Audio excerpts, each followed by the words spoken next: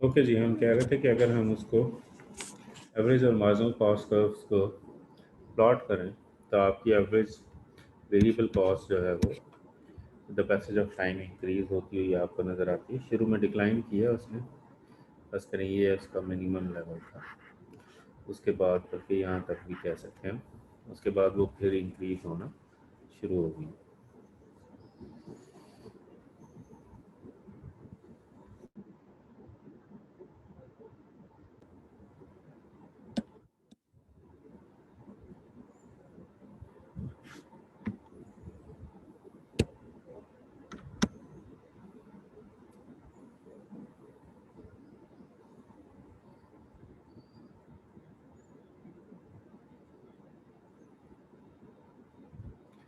सो ये आपकी average total cost है वो मूव होती हुई नज़र आती है। उसमें भी आपको मिनिमम लेवल में अगर आप देखें तो ये आपको एक सर्टन एलिमेंट जो है वो क्लियरली नज़र आता है। उसके बाद वो फिर डिक्लाइन के बाद दोबारा इंक्रीज कर जाता है। और ये आपकी जो मार्जिनल कॉस्ट है शॉर्ट रन, वो आपकी आ जाती है। तो इसका मतलब ये है कि ये जो पॉइंट है जहाँ पे आपकी एवरेज टोटल कॉस्ट और short run marginal cost meet कर रहे हैं, ये आपका एक तरह का कॉस्ट बेनिफिट सेंटर, या जिसे हम जनरली इक्विलिब्रियम पॉइंट भी कहते हैं, वो हो सकता है। सो अगर आप शॉर्ट रन एवरेज और मार्जिनल कॉस्ट कर्व्स को ड्रॉ करें तो ये देखिए कि लोएस्ट पॉइंट जैसे हमने आइडेंटिफाई किया था उसमें क्वांटिटी Q1 का, ये Q2 है जहाँ पे एवरेज वेरिएबल कॉस्ट को वो टच कर रहा है, और ये आपका Q3 है जहाँ पे आपकी टोटल कॉस्ट को वो टच कर रहा है। सो ये जो हमने कहा था कि ये आपका इक्विलिब्रियम कहला सकता है, यहाँ पे आप ये कह सकते हैं कि आप इकोनॉमिक इक्विलिब्रियम पे या पैरिटी अचीव कर रहे होते हैं, जहाँ पे आपकी क्वांटिटी जो है एवरेज कॉस्ट को आपकी जो स्ट्रेटेजिक मार्जिनल कॉस्ट है वो टच कर रही है। और strategic marginal cost, sorry, short run marginal cost आपकी with the passage of time increase पे ही है।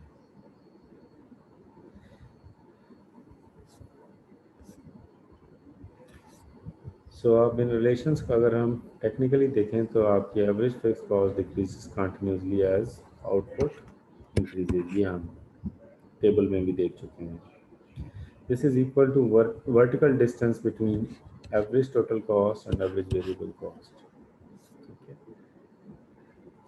जो एवरेज वेरिएबल कॉस्ट है इज जनरली यू शेप्ड, वो आपने देखा, and it equals S M C's at A B C's minimum. ठीक, तो ये शॉर्ट टर्म मार्जिनल कॉस्ट के बराबर हो जाती है जहाँ पे ए बी सी का मिनिमम पॉइंट होता है एवरेज वेरिएबल कॉस्ट का।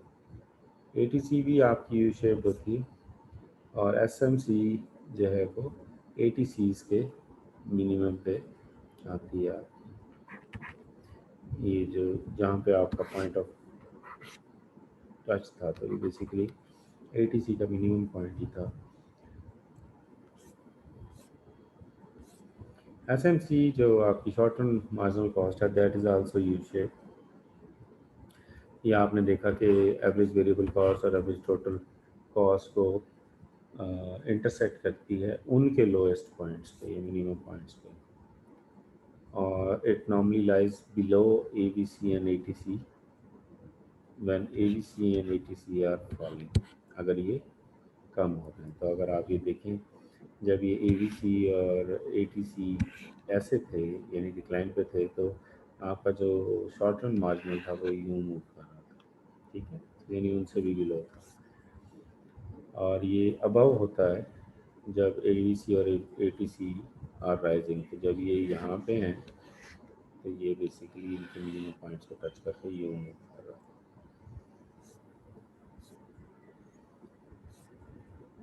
सो हमारे लिए इम्पॉर्टेंट इम्प्लीकेशन है क्वांटिटेटिवली अगर हम देखें तो we need to have some certain relation between short term cost और प्रोडक्शन के हवाले से। So in case of single input की बात हो रही है, वेरिएबल इनपुट की, short term cost are related to production functions by two relations. तो शॉर्ट टर्म कॉस्ट जो है वो प्रोडक्शन फंक्शन के साथ दो रिलेशंस में अफेक्ट करती हैं। एक है average variable cost is equal to W divided by A P. A P क्या थी? आपकी एवरेज प्राइस थी, जबकि डब्ल्यू जो है वो आपकी प्राइस ऑफ वेरिएबल इनपुट है। यानी आपको वेरिएबल इनपुट की प्राइस पता हो, उसे आप एवरेज प्रोडक्ट से डिवाइड करेंगे तो आपका एवरेज वेरिएबल कॉस्ट आ जाएगी। और अगर आप शॉर्ट टर्म मार्जिनल कॉस्ट लेना चाहते हैं तो वो आप ले सकते हैं price of the variable input, वो आपको डब्ल्यू है, और उससे आप अगर आप डिवाइड करें मार्जिनल प्रोडक्ट से तो आपके पास एस एम सी या शॉर्ट टर्म मार्जिनल कॉस्ट भी आ जाती है। सो इसका मतलब ये है कि मार्जिनल कॉस्ट जो है वो हमारे पास थी change in cost with respect to change in Q. Marginal cost इस तरह से भी थी हमारे पास कि change in variable cost with respect to change in Q. अब मैं वेरिएबल कॉस्ट को बेसिकली ले रहा हूँ cost per unit of labour. यहाँ पे चूँकि हमारे पास हमने जो नंबर ऑफ लेबर्स थे उसको वेरिएबल रखा था, बाकी सारी इनपुट जो हमारी कांस्टेंट्स थी। लेबर इनपुट में चेंज आ गई। इसका मतलब ये है कि मुझे उनकी cost with respect to change in labour पता हो तो मैं उसको चेंज इन क्वांटिटी से डिवाइड करके मार्जिनल कॉस्ट फाइंड आउट कर सकता हूँ। इसी इक्वेशन को, इसका मतलब है मैं इस तरह से भी लिख सकता हूँ, change in labour with respect to change in Q. और लेबर तो मैंने कहा है कि वो चेंज हो ही वन स्टेप से रहा था, ऐसे ही है ना, 0 1 2 3 4 तो एक एक का चेंज आ रहा था। तो अगर वो वन स्टेप चेंज हो तो हम इसको डिवाइड करें अगर मार्जिनल प्रोडक्ट लेबर की जो थी हमारे पास, उससे हमारे पास मार्जिनल कॉस्ट भी आ जाती है। इसका मतलब ये है कि marginal cost is inversely related to marginal product. ये रिलेशन आपको क्लियरली शो कर रहा है कि वो इन्वर्स रिलेशनशिप है। अगर मार्जिनल प्रोडक्ट बढ़ेगा तो मार्जिनल कॉस्ट डिक्लाइन पे होगी, अगर मार्जिनल प्रोडक्ट डिक्रीज होगा तो मार्जिनल कॉस्ट जो है वो इंक्रीज की तरफ से।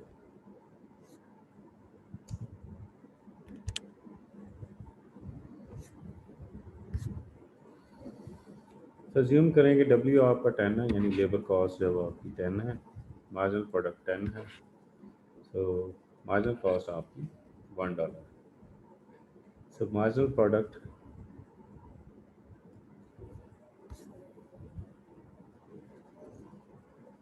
आपकी 5 और जो है वो 2 आएगी। सो एवरेज वेरिएबल कॉस्ट और एवरेज प्रोडक्ट का रिलेशनशिप क्या है? एवरेज वेरिएबल कॉस्ट और एवरेज प्रोडक्ट का रिलेशनशिप उसी तरह सी ओवर क्यू से आप डिराइव करें। सो सी बेसिकली आपकी कॉस्ट थी और क्यू क्वांटिटी थी। सो आप इसको कह सकते हैं यहाँ पे कॉस्ट लेबर कॉस्ट ही है, और वो किस तरह से आ रही है वेरिएबल कॉस्ट, उसके यूनिट से मल्टीप्लाई करने से। तो उसी तरह से ही डिराइव करके हम कह सकते हैं कि एवरेज वेरिएबल कॉस्ट और एवरेज प्रोडक्ट का रिलेशन भी इनवर्स है। यानी एवरेज प्रोडक्ट बढ़ जाए तो एवरेज वेरिएबल कॉस्ट कम होगी, और एवरेज प्रोडक्ट कम हो तो एवरेज वेरिएबल कॉस्ट भी इंक्रीज करेगी। ठीक, तो इसको अगर हम शॉर्ट रन प्रोडक्शन और टोटल कॉस्ट के एस्पेक्ट में देखें तो हमारे पास जो एग्जांपल है लेबर की, हम यहाँ पे शॉर्ट रन प्रोडक्शन में ले रहे हैं 0 4 6 9 14 12 एंड 34, जबकि हमारी आउटपुट जो है वो 0 से 600 तक जा रही है। सो आपकी टोटल वेरिएबल कॉस्ट वही 4000 6000 और मैक्सिमम 34000 तक आ रही है। आपकी टोटल फिक्स कॉस्ट ये आ रही है। सो टोटल कॉस्ट आपकी इन दोनों का ऐड करने से आपको मिल रही है।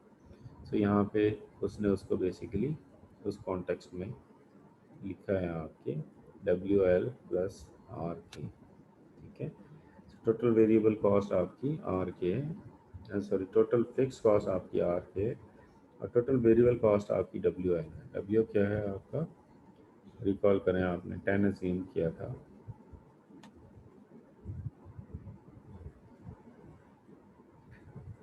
तो जब आप 10 को 4 से मल्टीप्लाई करते हैं तो आपका 40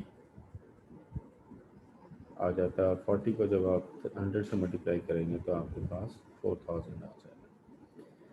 यानी डब्ल्यू था 10,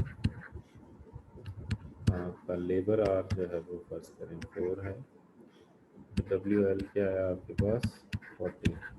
लेकिन बेसिकली इसको क्वांटिटी से भी तो मल्टीप्लाई होना है, तो क्वांटिटी आपकी 100 थी, इस वजह से आपका 4000 कॉस्ट आ गया। नेक्स्ट में आपके पास 6000 आ जाते हैं सो में।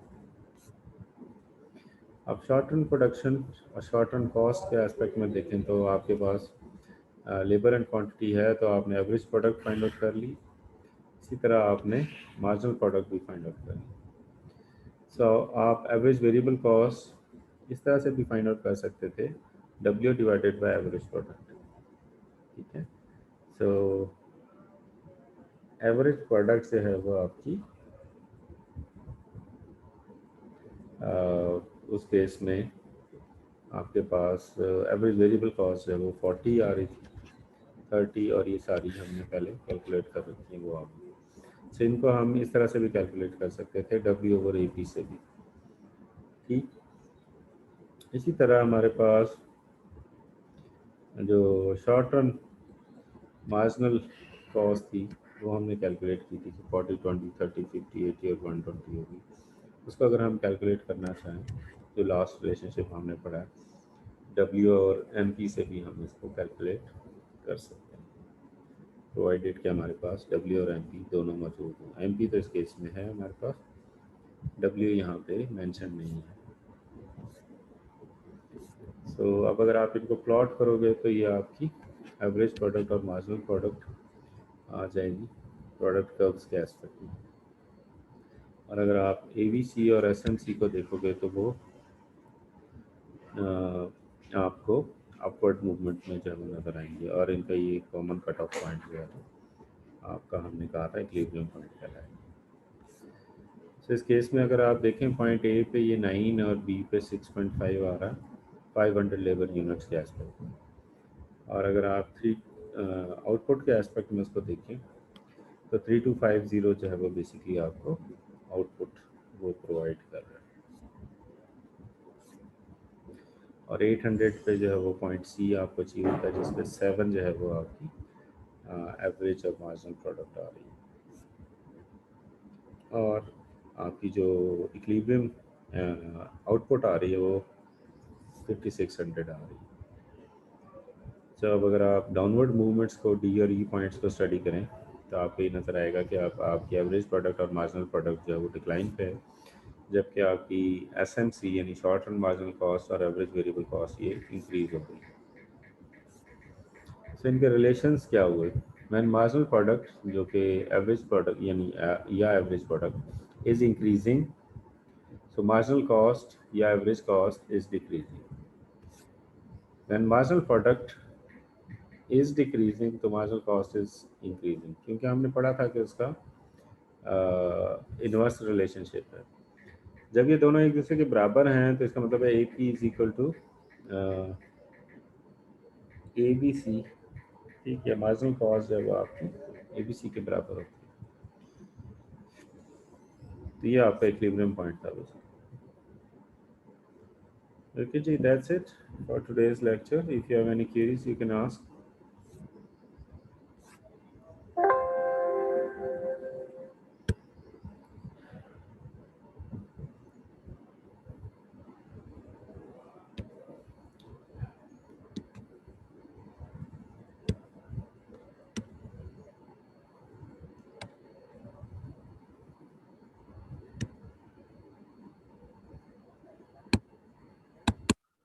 हाँ जी, है कोई क्वेश्चन?